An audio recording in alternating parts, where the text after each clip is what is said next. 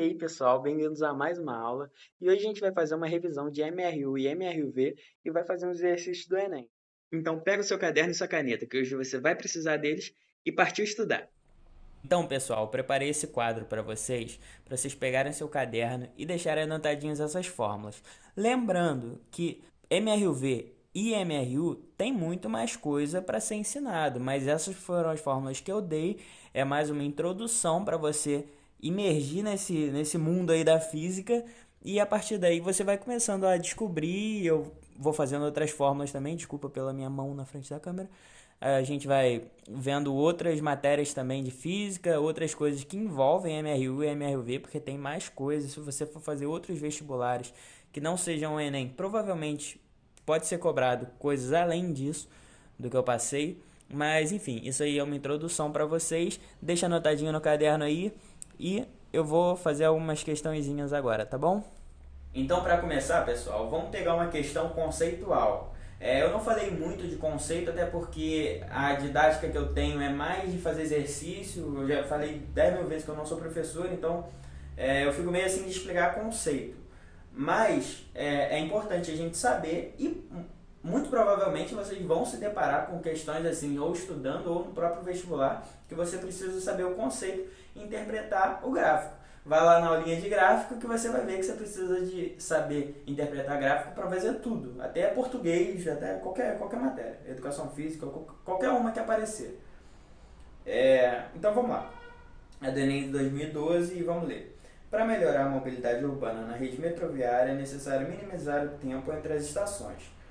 Para isso, a administração do metrô de uma grande cidade adotou o seguinte procedimento entre duas estações. A locomotiva parte do repouso com aceleração constante por um terço de tempo do percurso. Ó, a gente tem uma informação, ela parte do repouso. Então, vai partir da posição zero com velocidade zero, né? O gráfico é posição por tempo, então a velocidade aqui é zero e a posição também é zero. Vamos ficar atento a isso. Nas alternativas todos estão na posição zero, mas é uma informação que a gente tem. E aceleração constante por um terço do tempo do percurso. Essa é outra informação. Num gráfico de posição por tempo que vocês vão se deparar, quando a gente tem velocidade constante, a gente tem uma equação de primeiro grau. Ele cresce em linha reta. Ou quando a velocidade é zero, ele se mantém na mesma posição, né? Porque posição por tempo, vai passando tempo e ele mantém na mesma posição. Velocidade constante, diferente de zero, ele cresce ou decresce na mesma constância. Ou seja, é uma equação de primeiro grau. E por isso que a medida de velocidade é metro por segundo, quilômetro por hora. E quando você fala de aceleração constante, aí já é uma equação de segundo grau, porque ele vai crescer fazendo uma parábola invertida. Porque à medida que a aceleração é constante, a velocidade vai aumentando constantemente. Se você tem aceleração de 5 metros por segundo ao quadrado, quando você está na posição zero, quando passa um segundo, você andou 5 metros, né? 5 metros por segundo, a velocidade aumentou 5 metros. Quando você chega em 2 segundos, a sua velocidade aumentou mais 5. Então aí você já tem 10 metros por segundo de velocidade. Não sei se eu fui claro, mas aqui nas alternativas a gente vai conseguir entender melhor isso aqui. Então tá bom, quando a gente tem aceleração constante diferente de zero, é uma equação de segundo grau, tá bom? Então isso aí é no primeiro terço do gráfico. Agora, mantenha a velocidade constante por outro terço. Então, como eu falei, se a velocidade é constante, ele cresce ou decresce, ou se mantém se a velocidade for zero, mas aí ele não falou que a velocidade é zero, né? Mas ele cresce ou decresce como uma equação de primeiro grau, uma linha reta.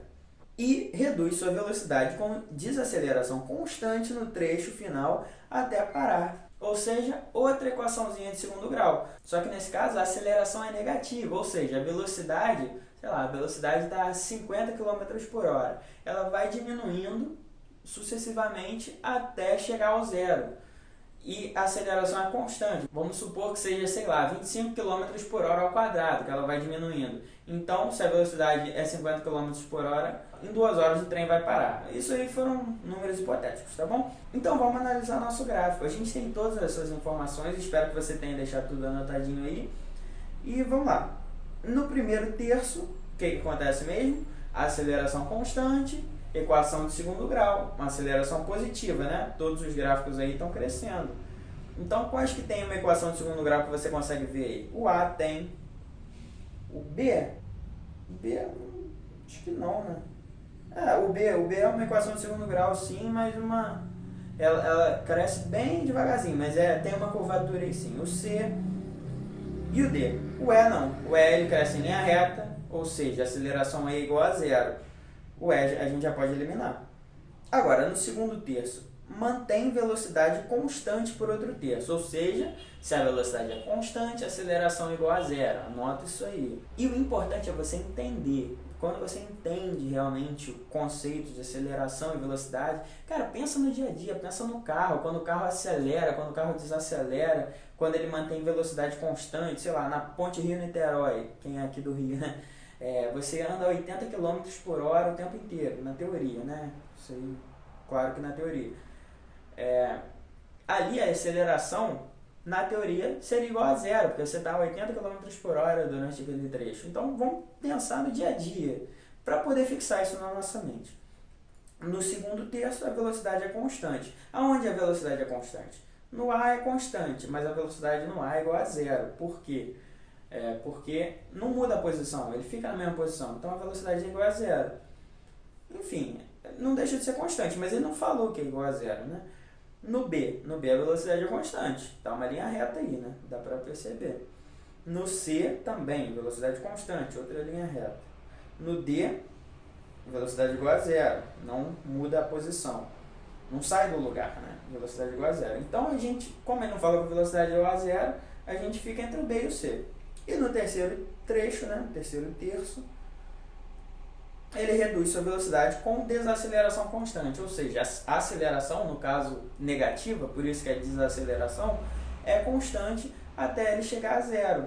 Aonde que acontece isso? A gente tem o B e o C, né?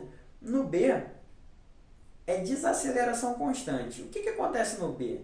Acontece como se ele tivesse parado, no início ali, ele tende a ficar na mesma posição, depois vai acelerando, né? É isso que você entende do B. Então não é o B. E o C, o que acontece? A gente tem uma parábola aí até ele chegar a zero.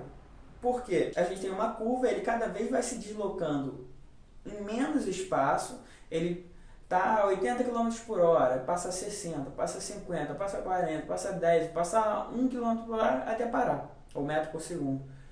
E quando ele para, ele se mantém parado, né? É isso que a alternativa C dá e é isso que está na questão, ou seja, letra C. Beleza, pessoal? Essa questão conceitual é só para fixar algumas informações na mente de vocês. E, gente, pensa no dia a dia. Não tenta ficar pensando em livro, não tenta ficar pensando em posição, espaço, tempo. Pensa em velocidade do carro, velocidade de você correndo, velocidade de alguma coisa, o espaço que você se desloca em um determinado número de tempo. Gente, a gente fala sobre isso o dia todo dia, toda hora. Não precisa ficar duro ali no papel não, tá bom? Mas espero que vocês tenham pegado esses conceitos, que é super importante. Agora vamos ver essa questão aqui, do Enem 2012 também. Uma empresa de transporte precisa efetuar a entrega de uma encomenda o mais breve possível. Para tanto, a equipe de logística analisa o trajeto da empresa até o local da entrega. Verifica que o trajeto apresenta 2 trechos de distâncias diferentes e velocidades máximas permitidas diferentes. No primeiro trecho, a velocidade máxima permitida é 80 km e a distância é de 80 km. 80 km por hora é a distância de 80 km. No segundo trecho, cujo comprimento vale 60 km, a velocidade máxima permitida é 120 km por hora. Então, pessoal, vamos lembrar das nossas fórmulas. E aqui ele quer saber de velocidade média. Eu anotei a fórmula de MRU, né? Fórmula de como aqui não tem aceleração, essa é uma questão de movimento retilíneo uniforme. Eu anotei como velocidade igual a S sobre T. Na real, é ΔS sobre ΔT, né? E aqui a velocidade no MRU é velocidade média, né? Que você quer descobrir. Isso aí fica implícito, mas para deixar bonitinho para vocês, anota dessa forma. Porque é assim que os professores ensinam, é assim que você tem que aprender certinho, porque realmente aqui tem todas as informações. A velocidade, que no caso não é velocidade instantânea, é uma velocidade média no decorrer de um trecho. É igual ao delta desse trecho. O delta é a distância total percorrida sobre o total de tempo que levou esse trajeto. É aquele gráfico, né? De espaço por tempo. Aí isso aqui é a velocidade, né? Então tá bom. Então vamos fazer a questão. Essa questão tem valores assim bem legais com você, né? Porque no primeiro trecho, são dois trechos, né? No primeiro trecho, ele disse que você pode andar a 80 km por hora naquela estrada e você vai andar a 80 km. Então vamos botar na formulinha. A velocidade média é igual a ΔS sobre ΔT. O que ele pede é o tempo, né? Ou seja, o ΔT. A velocidade média é 80, que ele vai andar. É igual ΔS, que é 80 km, a distância, sobre o tempo. Você passa o tempo para cá, passa para cá dividindo. 80, tempo é igual a 80 sobre 80. Tempo é igual a 1, né? Bem legal esse cara que fez, que deu valores bem tranquilos, né? E no segundo trecho, tempo 1 igual a 1. Segundo, organização não é meu forte, acho que vocês já perceberam. Segundo trecho, comprimento, ou seja, o ΔS é 60 km que ele vai percorrer. A gente quer saber o ΔT, né? E a velocidade média que ele vai usar é 120, que ele vai estar, né? Então, fazendo essa continha, passa o ΔT para cá, passa o 120 para cá, vai dar ΔT igual a 60 sobre 120. 6 sobre 12 é igual a meio, né? ΔT2, aqui é ΔT também, se me botar só T. ΔT2 é igual a 0,5. E qual é a pergunta final? Qual será o tempo necessário em horas para a realização da entrega? Se ele vai percorrer o trecho 1 mais o trecho 2, então ele vai percorrer 1 mais 1,5. 1 mais meio, desculpa. 1 mais 0,5. 0,5 horas, né? 30 minutos no caso. O tempo total é igual a 1 hora e 30 minutos. Ou 1,5, como está na questão, né? Ou em números decimais. 1,5 horas. Tá bom, gente? Tranquilo essa questão, vamos para outra. Gente, antes de fazer a próxima questão, só para lembrar que eu ensinei o passo a passo inteiro, né? Mas como é uma questão mais tranquila, você pode dar o seu jeitinho de fazer, porque no Enem você não vai demorar 10, 12 minutos em todas as questões, né? Então, como é uma questão mais tranquila, você pode ver lá, 80 km para percorrer um espaço de 80 km por hora, para percorrer um espaço de 80 metros, e você já bota um. O outro você já vê que ali a velocidade é o dobro do espaço, então você já deduz que é meio e aí já soma. É uma parada que dá para resolver numa sacada, entendeu? Mas lembrando, eu expliquei o passo a passo de como deve ser feito para aqueles que ainda não estão craques. Se você já está craque, de boa, pode fazer da forma que você achar mais adequada. E vamos fazer essa questão aqui. Um motorista, é do Enem 2017, tá? Um motorista que atende a uma chamada de celular é levado à desatenção, aumentando a possibilidade de acidentes ocorrerem em razão do aumento do seu tempo de reação. Ou seja, o cara está lá no celular, se ele tiver que frear, por exemplo, ele vai demorar mais do que o cara que está atento, né?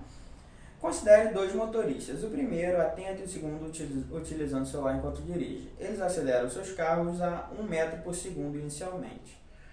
Em resposta a uma emergência, freiam com uma desaceleração igual a 5 metros por segundo ao quadrado. Ou seja, a desaceleração do freio do carro deles é 5 metros por segundo ao quadrado.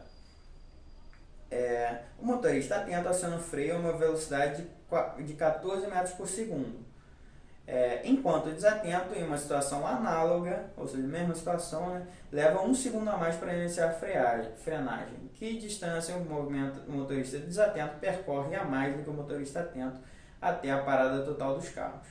Então vamos lá, a gente já leu a questão e é uma questão de física, de cinemática, envolve aceleração, então é MRV, mas também é uma questão de pura interpretação de texto também.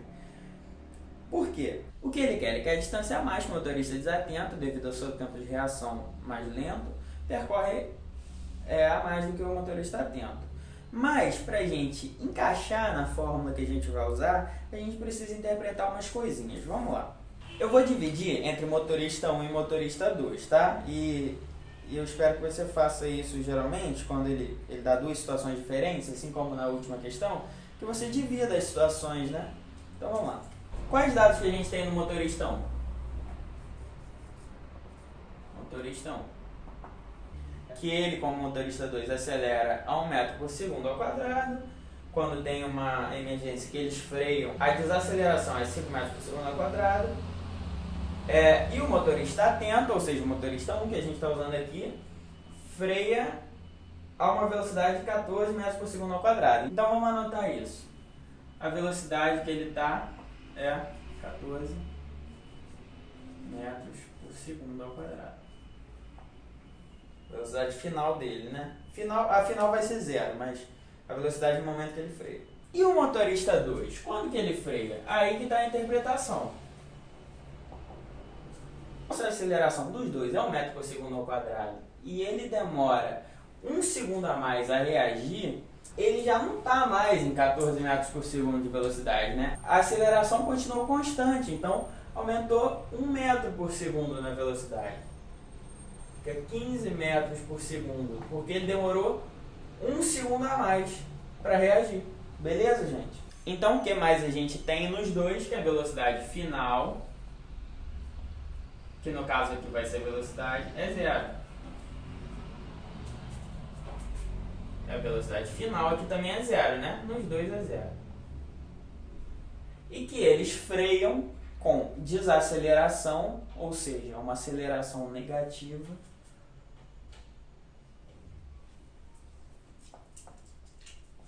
de menos 5 metros por segundo ao quadrado.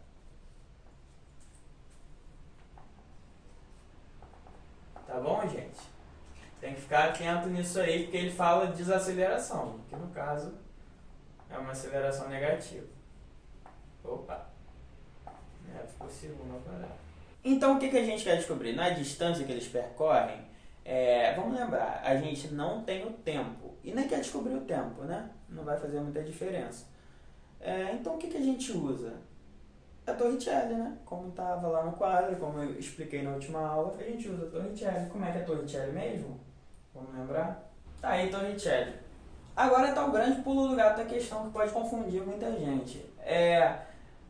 A gente vai usar a Torricelli, beleza, mas em qual momento essa fórmula vai ser usada? A partir de qual momento é interessante? O que ele se deslocou do início até o tempo da frenagem não importa, né, gente? O que importa é o que ele se deslocou do momento que ele começou a frear até o momento que ele para. Isso nos dois casos. Então, é a partir daí que a gente vai usar os nossos dados. O V ao quadrado. O V ao quadrado é aquela velocidade no momento final, né? Então, V ao quadrado é igual a 0 ao quadrado. Beleza, gente? Que é igual a 0, né? O V0, aqui no caso, é o primeiro momento que você vai usar. O primeiro momento é a velocidade naquele momento em que ele começa a frear. A velocidade dele, no caso, é 14, né? 14 ao quadrado. Gente, 14 ao quadrado, façam aí, mas é 196, tá? Eu vou botar aqui. Mais 2 vezes menos 5, delta S, que a gente quer descobrir. 0 igual a 196, mais 2 vezes menos 5, menos 10, né? Mais com menos dá menos. Menos 10 ΔS. Botei aqui entre parênteses, tá? Mas eu poderia simplesmente só botar o negativo aqui. Enfim, vou apagar aqui. Então, o que a gente pode fazer aqui? A gente pode passar para cá negativo, não pode? Já que aqui é zero. Negativo, no caso, trocando o sinal. Então, vai ficar menos 10, vai ficar mais 10, né? 10 ΔS é igual a 196. Agora vamos para o nosso segundo carinha aqui. Ele tava doidão, né? Tava doidão não, desculpa. Ele tava mexendo no celular. E vamos aplicar Torricelli nele também com esses dados aqui. 0 ao quadrado é igual a 15 ao quadrado mais 2 vezes a desaceleração é a mesma, né? Menos 5 vezes ΔS. Ah, gente, eu podia ter feito isso aqui também, né? Eu bobei. ΔS, podia ter descoberto ΔS logo. É 196 dividido por 10, né? Passa para cá dividindo, que é igual, é só andar uma casinha aqui, 19,6. Temos o ΔS do amiguinho 1 aqui, nosso maluco aqui. O doidão aqui do celular, a gente tem isso aqui, 15 ao quadrado é 225, né? Se você não tá na cabeça, faz aí, você vai achar isso aqui tranquilo. Mais 2 vezes é a mesma coisa, né? Menos 10 ΔS. A mesma parada, passa para cá, negativo, que no caso, negativo trocando o sinal, menos 10 é mais 10 ΔS é igual a 225 dividido por 10, o espaço 2, que o carinha 2 percorreu, é 22,5. Então beleza, gente, a gente fez isso tudo. E qual a primeira coisa que a gente pensa? Se a gente quer descobrir a diferença da posição, né, do primeiro para o segundo, a gente subtrai 22,5 por 19,6, beleza? Não é isso, gente. Tá errado. Sabe por quê? Porque falta uma coisinha aí. Quando o nosso amigo 2 aqui deu 14 segundos, foi a hora que o 1 apertou o freio. Quando o nosso amigo 2 demora mais um segundo, esse 1 segundo que ele demora faz ele percorrer uma distância a mais. Além de aumentar a velocidade dele, ele percorre uma distância a mais acelerada ainda. Então a gente tem que saber que distância é essa que ele percorreu para somar com essa distância aqui até o tempo dele parar. Beleza, gente? Então eu apaguei aqui para a gente continuar fazendo. Eu anotei que o caminho percorrido pelo nosso ΔS1, pelo nosso primeiro amigo que não estava com o celular, foi esse, né? Tudo que estava aqui deu isso aqui, 19,6. E vamos fazer agora, nesse instante, entre ele variar de 14 metros por segundo para 15 metros por segundo.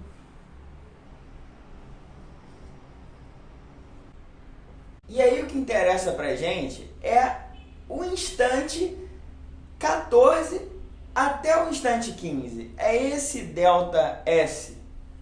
Então, a velocidade inicial vai ser qual? Vai ser quando ele está com 14 metros por segundo, né?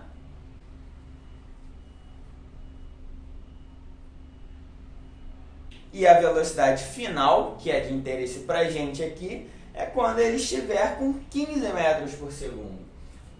Logo antes disso aqui acontecer, dele estar com 15 metros por segundo e frear. E a aceleração que está incidindo sobre ele é aquela do início, né? Que vai aumentando 1 metro por segundo ao quadrado. Então,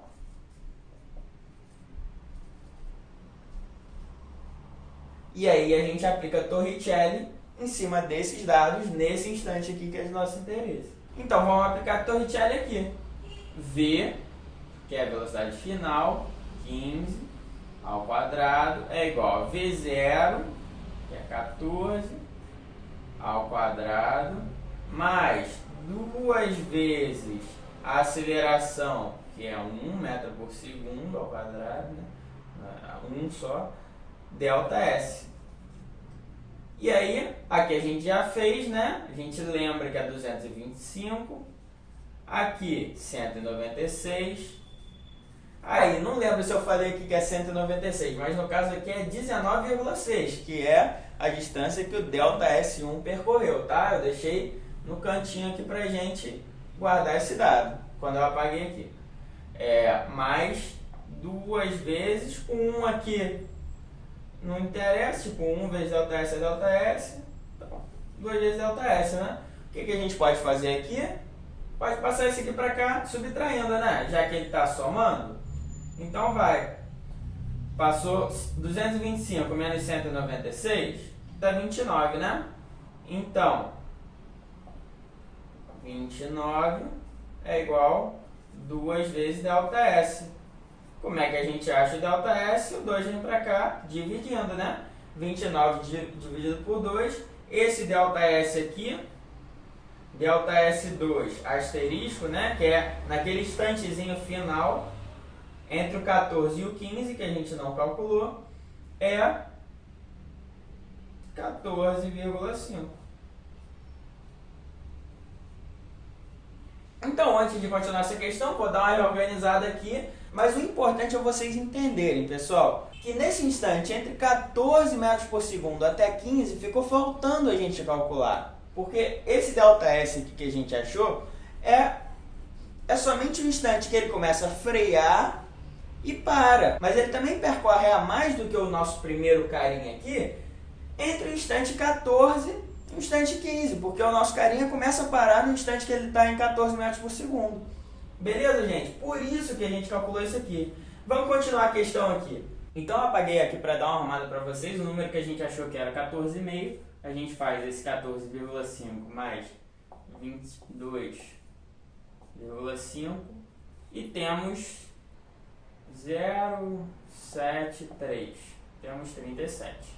Beleza? Que é o nosso real ΔS2. É a distância que o nosso amigo aqui percorre. Porque a gente tem que contar entre ele está na velocidade 14 e na velocidade 15. É um movimento acelerado ainda por cima. Então, 37 metros. E agora, aí sim, o que a gente faz? ΔS2 menos ΔS1. Que foi o que a questão pediu. Que vai ser 37 menos 19,6. Faça essa continha aí, tá bom, gente? Muita atenção. E vai dar, eu vou fazer aqui, né? 10 menos 6 dá 4, vírgula 16 menos 9.